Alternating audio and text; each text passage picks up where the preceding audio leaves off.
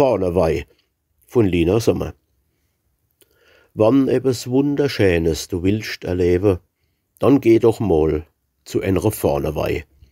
Mein lieber Freund, da kannst du dich erheben, da kloppt dein Herz so frisch, so froh, so frei. Die Gesichter treu und bieder, die patriotische Lieder, die Ehrejungfrauen frisch und weiß wie Schnee, der Bäuermeister und die Hotwolle.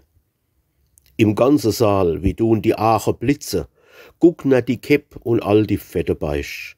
Und wie vor Lust sie und Begeisterung schwitzen, sogar die Krache sind schon welk und weich.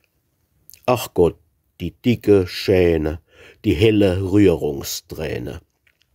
Und all die viele Bruderküss, so laut und herzhaft wie die Böllerschüss. Und ist die offiziell Feier beschlossen, dann geht's 1, 2, 3 zum Festbankett. Da wird die Neifahn erst recht begossen. Man trinkt, man redt, man händelt um die Wett. Die gute Patriote, die kloppe sich noch Note. Es fließt das Blut, es fließt das Bier, der Weih. Lieb Vaterland, magst ruhig sei.